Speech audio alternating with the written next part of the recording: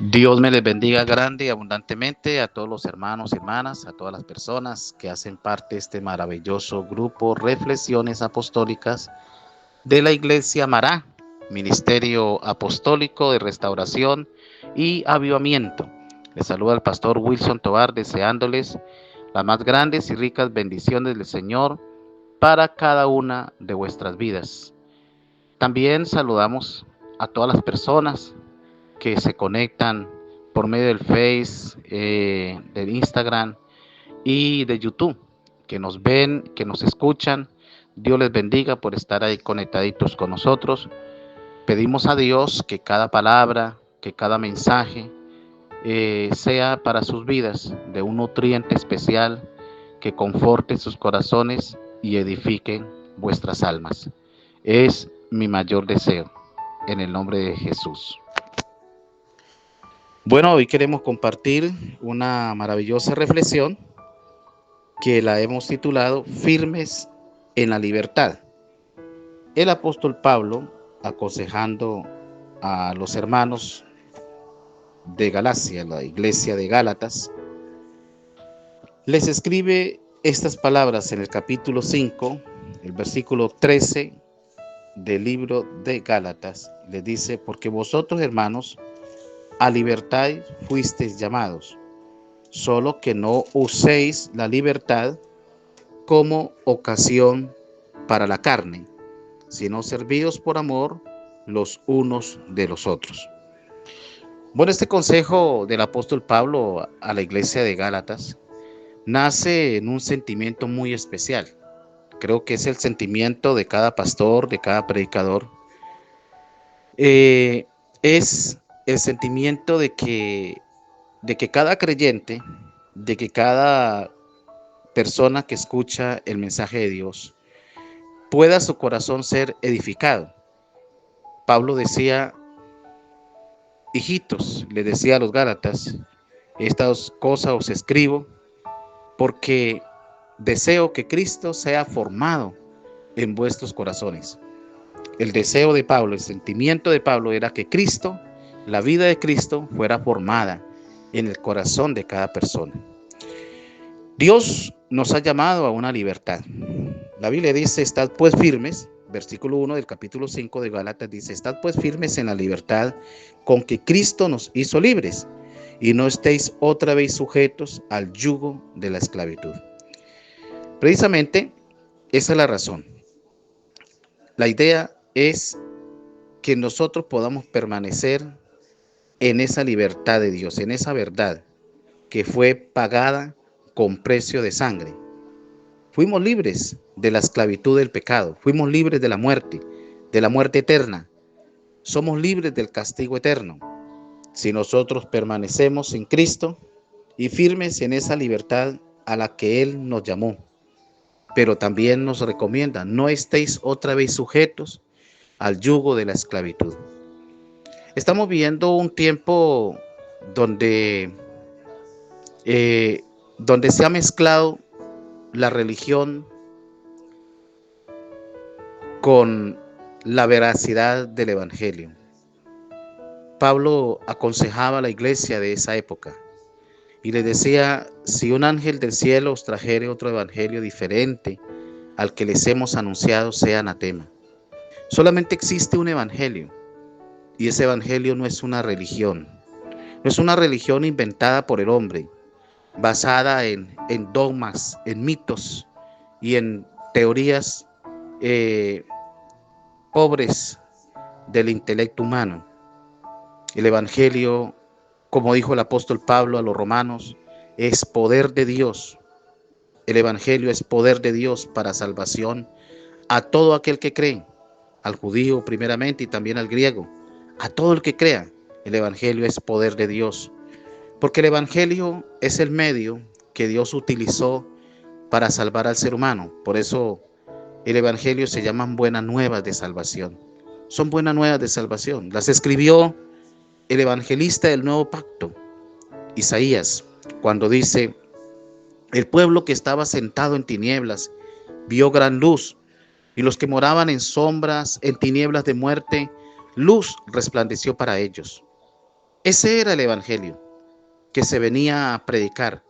Y cuando Cristo comienza su ministerio, después de que es bautizado por Juan en el río Jordán, dice la Biblia, y en aquellos días comenzó Jesús a predicar el evangelio del reino y a decir: arrepentíos, arrepentíos, porque el reino de los cielos se ha acercado. Este mensaje del evangelio se enfatiza en una palabra muy fundamental, que es la palabra arrepentimiento. Los apóstoles, en el libro de Hechos, el apóstol Pedro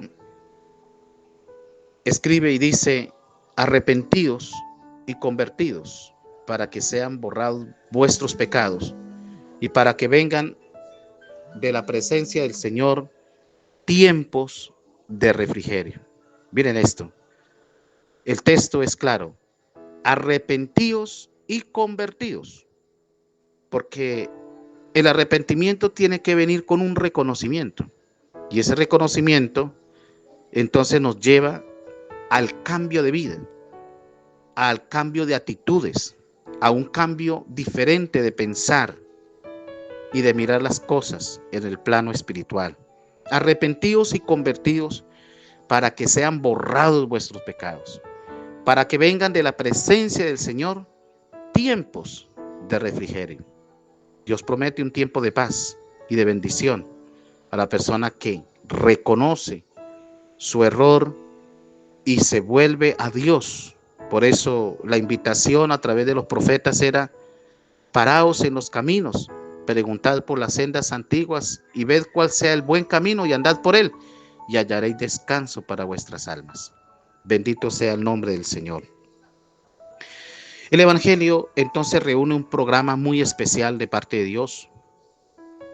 Al evangelio se le llaman las bendiciones eternas, las bendiciones que Dios escogió para nosotros en los lugares celestiales. El apóstol Pablo escribía a la iglesia de Éfeso, en el capítulo 1, el versículo 3, el apóstol Pablo dice: bendito sea el Dios y Padre de nuestro Señor Jesucristo, que nos bendijo con toda bendición espiritual en los lugares celestiales en Cristo. Esas bendiciones celestiales, esa toda bendición espiritual en los lugares celestiales en Cristo, es lo que representa el evangelio.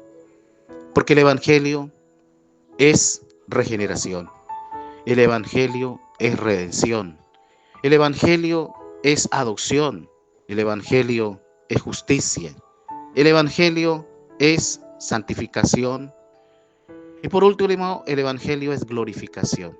Este es el plan perfecto de que Dios tiene para llevar al hombre de un comienzo a un fin. El Dios que comenzó en nosotros la buena obra, Él la perfeccionará hasta el fin. Este es el comienzo del evangelio a través de la regeneración. Es hacer un cambio de actitudes, un cambio de vida. Y esto de pronto fue las cosas que esta iglesia de Gálatas no entendió, porque a pesar de que habían comenzado en el espíritu y de pronto sus vidas tuvieron un buen comienzo, un buen desenlace, un buen desarrollo, Pablo les dice: ustedes corrían bien, ¿quién los estorbó para no obedecer a la verdad? A pesar de que de pronto, como cualquier iglesia, como cualquier cristiano, habían hecho su decisión de fe, habían ido a las aguas del bautismo, habían recibido la bendición del Espíritu, algo habían recibido de la palabra, pero eso no se quedó en el corazón. Parece ser que algo les arrebató tan fácilmente, una atracción mundanal, cualquier cosa pudo haberlos desconcertado, haber robado ese enfoque que tenían en lo eterno. Y Pablo les dice: ustedes corrían bien, ¿quién los estorbó para no obedecer a la verdad? Pablo les dice: ustedes, habiendo comenzado por el Espíritu, ahora vas a terminar en la carne. Como quien dice, teniendo una vida avivada, teniendo una vida en bendición, ¿Queréis volverse otra vez a esclavizar? ¿Queréis otra vez volverse a atar de las pasiones de la carne, de los deseos de la carne? Por eso este capítulo 5 del libro de Gálatas, en el versículo 16, habla de lo que son las obras de la carne y el fruto del Espíritu. Pablo dice, digo pues, andad en el Espíritu y no satisfagáis los deseos de la carne, porque el deseo de la carne es contra el Espíritu y lo del Espíritu contra la carne, y estos dos se oponen entre sí para que no hagáis lo que queréis. Pero si sois guiados por el Espíritu, no estáis bajo la ley, bajo esa ley de la carne, si sois guiados por el Espíritu, porque la Biblia dice que el que está en Cristo, pues nueva criatura es, las cosas viejas pasaron, ¿sí ve? Pero la carne sigue ahí, los deseos de la carne siguen ahí combatiendo en ese hombre, en esa mujer. ¿Cuáles son esos deseos de la carne? Pablo los menciona y manifiesta son las obras de la carne, que son adulterio, fornicación, inmundicia, lascivia, idolatría, hechicería, enemistades, pleitos, celos, iras, contiendas, disensiones, herejías, envidias, homicidios, borracheras, orgías y cosas semejantes a estas, acerca de las cuales os amonesto, como ya os lo he dicho antes, que los que practican tales cosas no heredarán el reino de Dios. ¿Ve? Esto era precisamente la razón por la cual Pablo, esta era la razón por la cual Pablo le está predicando a esta iglesia, que no se dejen atar, que no conviertan la libertad en un libertinaje, que estén firmes en esa libertad a la que Cristo os ha llamado. Mis amigos, amigas, hermanos y hermanas, este es un tiempo decisivo. Este es un tiempo donde el que es de Dios, la palabra de Dios oye, la palabra de Dios la obedece. Este es un tiempo donde tenemos que estar en contacto con el Espíritu de Dios y su palabra. Como dice por allá en el libro de Daniel. En el libro de Daniel dice, los entendidos resplandecerán como el firmamento, y los que anuncian la justicia a las multitudes como estrellas a perpetua eternidad. En el capítulo 12 de Daniel, el versículo 10 dice, muchos serán limpios y emblanquecidos y purificados. Los impíos procederán impíamente, y ninguno de los impíos entenderá, pero los entendidos comprenderán. Alabado sea el nombre del Señor.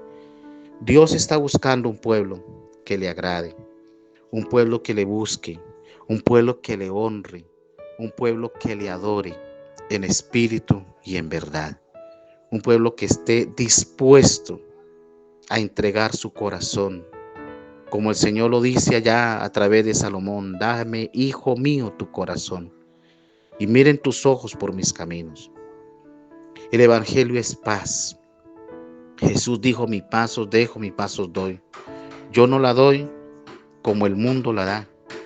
Y esta paz solamente se obtiene cuando el hombre y la mujer dejan que el Señor tome las directrices de su vida.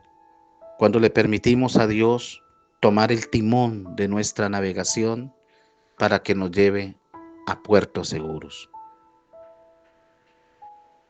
Aquí queda el mensaje en este momento. Estad firmes en la libertad, pero no usemos la libertad de Cristo para ocasión de la carne. Agrademos siempre buscar a Dios como lo aconseja el apóstol Pablo. Procuramos, o ausentes o presentes, serle agradables a Él. Que el Señor les bendiga grande y abundantemente.